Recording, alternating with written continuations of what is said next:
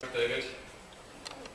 Good morning, everybody. It's a pleasure to be here, and it's a pleasure to be here on behalf and in conjunction with TIRF. I'm very honoured to be a member of the Board of Trustees of TIRF, and coming from the British Council, where I'm Head of English Language Innovation, it's really interesting to see the synergies between TIRF's work and the British Council's work. We're all very cognizant of the fact that we need more research to find out how we can improve our profession and our impact on the world. And what I'm going to do is to give a very, very brief snapshot of what's happening in Europe and the UK. I always have to say Europe and UK separately, because although UK is supposed to be in Europe, it doesn't always have exactly the same kind of identity. And also we have a very, very different situation in that we have a very large number of inbound students, and teaching English and the learning English operations within the UK are quite different. Let me give you some of the political landscape of the UK first, and I'll talk about issues in Europe and try to round up with some of the emergent issues to be discussed in our final half hour of Q&A and discussion. The UK has a very large student inflow, like the US. About 600,000 foreign students a year coming into the UK. About half of them are coming in to learn English. But that's a very positive thing. It brings in about $15 billion in income to the country. But despite that, we have a really difficult political situation, difficult economic situation, very large cuts in public spending. And so a lot of our English language work is being cut quite dramatically in the area of English as an additional language. So that's for young kids in school, especially kids from migrant communities, and ESOL, which is classified as post-16 English to migrants and to foreigners inside the UK. So the public sector is being cut very, very rapidly. Teachers are being made redundant. Courses that were free are now quite expensive to do.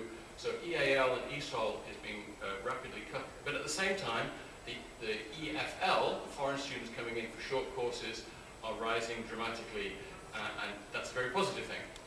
But we do have some cultural and educational issues to look at within the landscape here. One is that there's a coming restriction on the issuing of student visas. It's now becoming increasingly difficult for people from foreign countries to come to study English. And in fact, one of the things which we all find rather difficult to understand is the idea that there are now going to be language proficiency thresholds to getting a student visa. In other words, before you can get a student visa to come and learn English in the UK, you have to prove that you already speak English up to the level of B2 on the Common European Framework, unless you're coming for a very short course. But if you're coming for a longer course, you have to prove that, which is kind of strange. It's kind of counterintuitive, but hey, there you go. That's politics for you. Now, it's very important for us as a profession, because we want to get more people learning English. It's important for the students themselves who see English as a tool. It's important for the economy. This gives you a sense of the different countries in the world and the relative market share of students going abroad to learn English. So you'll see that the UK and the US are both about the same.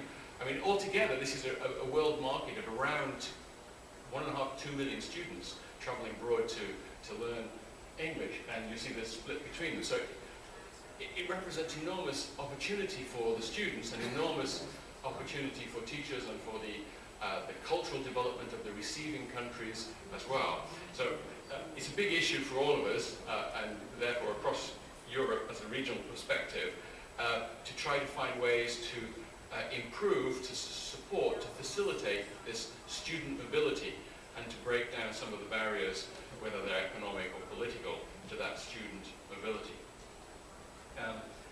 One of the things that we see developing, though, is a change in why people are learning English and what their expectations are. And Sylvia touched on that, and June, you as well. People are looking to learn English to improve their lot in life, their opportunities for the future. So English with a particular purpose. I hesitate to call it ESP, but we used to call this ESP, English for specific purposes, in the past. But people really want to now have a specific purpose. The idea that we used to have on inbound students, study abroad students, that you would come to learn English because it was a rite of passage and it was an interesting thing to do. That's faded away a lot. People are much more career-focused, education-focused, and so we find a kind of fragmentation almost of the varieties of English language teaching that are taking place. We've got English for academic purposes, English as a medium of instruction, English for vocational purposes, English for business and professional purposes. All of these rest on the same linguistic background, but there's an awful lot of selection that needs to be taking place in terms of how that's addressed. There's even English for adventure and English for a new life in different places. English for surfing, for example, is now a recognized course, especially in Australia. Now the expectations of students are also changing.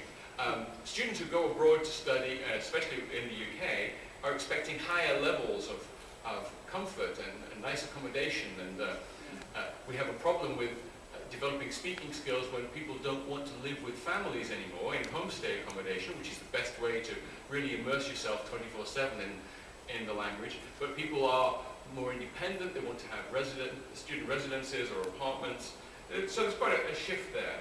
There's also quite a shift towards the sort of the expectation of students in terms of the levels of quality, the clarity of the curriculum goals, the focus. They want to feel that at the end of every class they've learned something really specific, that they're not just there to have a good time. They want to take some steps along their life goals. That's a really important focus for teachers, and the clarity of explanation of the teachers of what the educational goals are, really important. There's a lot of research being done in generational shifts, in the different types of generational learning styles. I don't have time to show it to you now, but there's a great study from Ashridge Business School about Generation Y learning styles that affects people's language learning. If we switch to the mainland of Europe, where people are not focusing on English as an inbound situation, we have a very, very different set of perspectives. First of all, multilingualism is probably the most important issue on the minds of language policy, language planners in Europe. Everybody accepts that English is an important part of opportunity building, of education, and so on, but there is great concern that if English has too strong a role, then not only the L1 will suffer, but also the neighboring L2s will suffer. When you live in a continent within the EU, there are 27 countries, 27 more or less languages. People are very focused on learning their neighbor's language as well as English as the global lingua franca. And trying to find space within the education system to make sure everybody can do this is quite a conundrum. As a result of this, the Barcelona Accord was passed by the EU a few years ago, and that says that the goal, the ambition of the European Union is to have every citizen of the European Union trilingual. Every citizen will learn their mother tongue, an international language, which is primarily going to be seen as English until Mandarin takes over.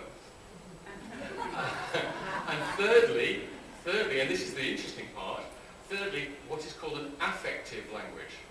In other words, either the language of your neighboring country or a language to which you feel some cultural connection because you've got a family connection, or a language to which you feel you have a different kind of connection. For example, if you're an opera fan, then you'll want to learn Italian.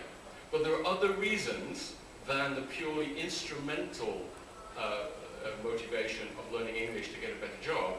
There are other reasons for learning a language and for maintaining a multilingual approach to society.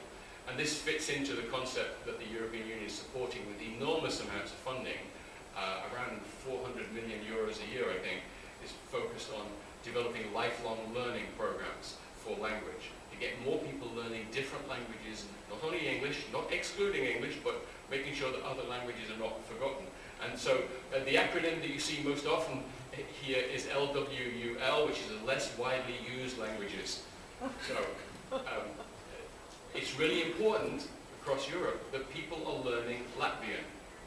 So the European Union specifically invests in projects that get Spanish people learning Latvian and Hungarians learning Greek. It may sound a little strange, but it's really important because people don't want to lose their individual cultural identity. The little circles there show that language, identity, and culture overlap and interact very strongly. And it's really important that although everybody accepts there's no real dissenting voice, that English is now a global tool, it's important that we look at all the other ramifications of that and don't let English steamroller other cultural aspects as well. There's a great quote from David Crystal there that multilingualism is, after all, the natural state of the human race, and we should focus on that really strongly. Now, even, I say even because it might surprise you, even in the British Council, where we focus on teaching English and supporting the teaching of English and the teachers of English around the world, we're very focused on this, and we've recently launched a very large project on multilingualism called Language Rich Europe, where we are doing a study around a network of around 1,000 language specialists across the continent of how multilingualism is furthered and developed, either through language policy in the education ministries, through the justice system, through all sorts of structures within the organization of the state that supports a multilingual view of the world. A lot of this rests, a lot of the cultural side rests on the work of people like Hofstede, and I'm sure you're all familiar with Hofstede's view of cultural difference and cultural analysis, and some of the data here is now quite old, but I just show up the slide just for the sense of focusing on the idea that when we're teaching language, we must never forget the intercultural aspect, and coming back to the existence of an organization like TIRF, we need to look at new research. We need to find new ways to research what the intercultural aspects of language learning are and how we can celebrate difference at the same time improve levels of communication and understanding. Intercultural awareness is really crucial to my mind as part of English language teaching. It should never be utterly divorced from that. A very key issue across Europe is EYE, EBE, and PEL. So English, early years English, early bilingual education, or primary English language teaching. Different acronyms for different takes on this. But the big issue is, when should we start teaching English in the European state school system? There is no consensus on this yet, and it's a very, very troubled area which needs a lot of research. We need to find ways to research much more effectively what the impacts on the students are of learning early or not learning early, or learning at different intensities.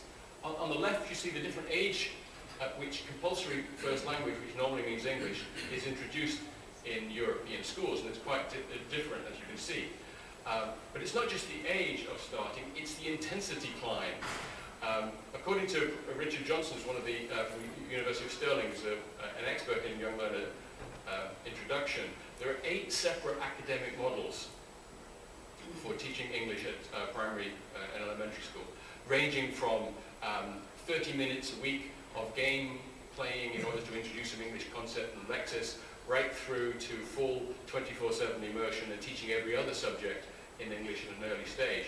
And there are lots of quite ideological models within that, where people are convinced that they're doing things in exactly the right way.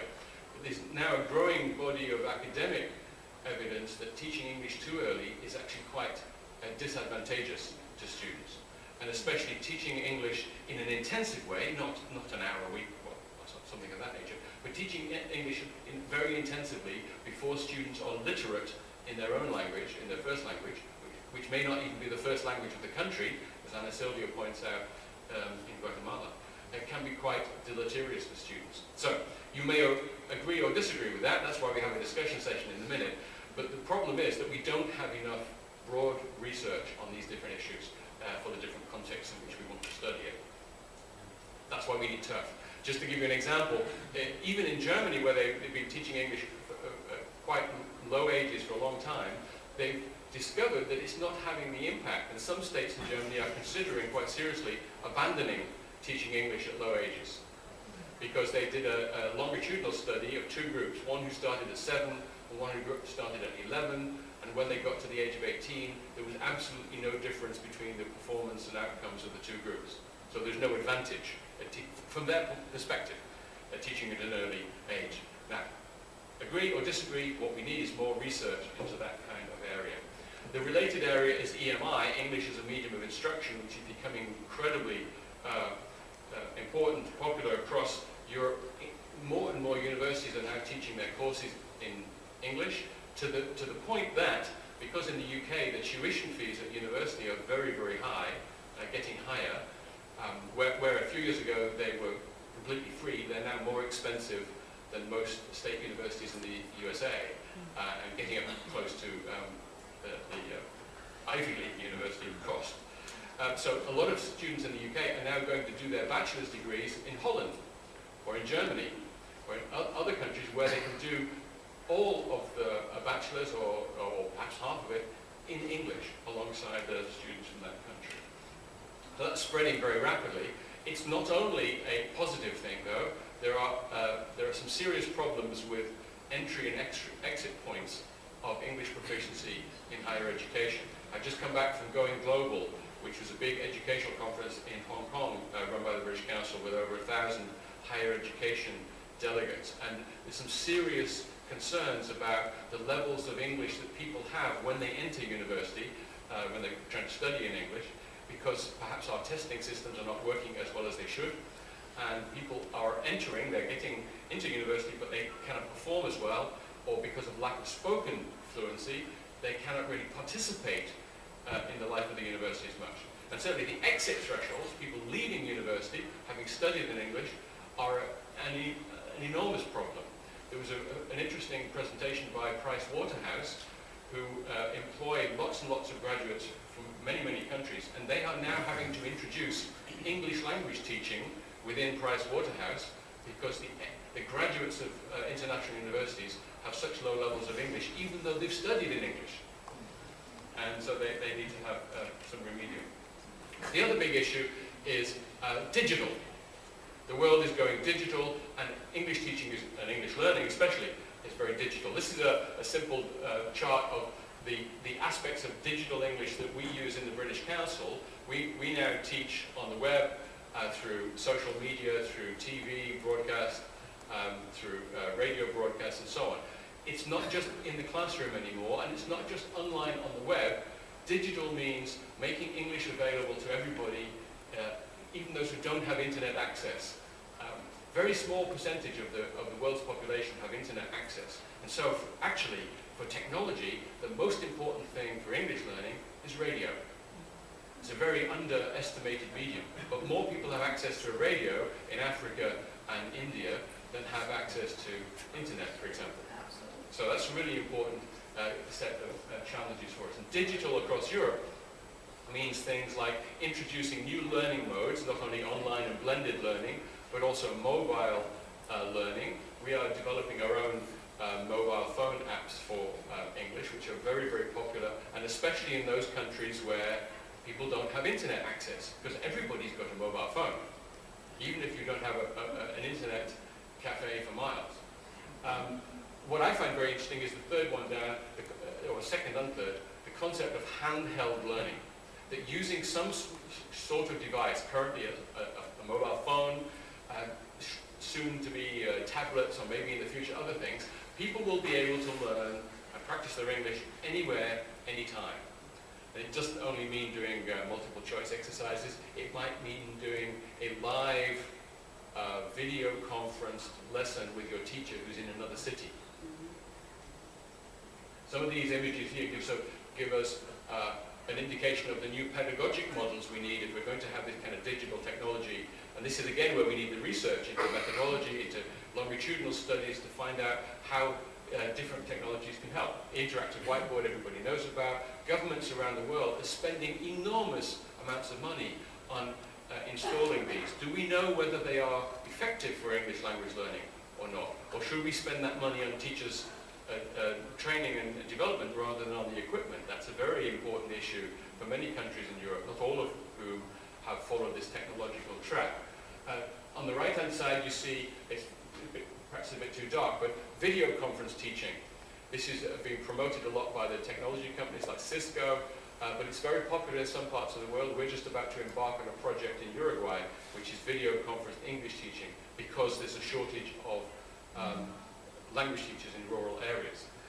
On the left-hand side here, the bottom left is the classmate, a small laptop for children in the developing world, like the One Laptop per Child project here in MIT. Really important to find ways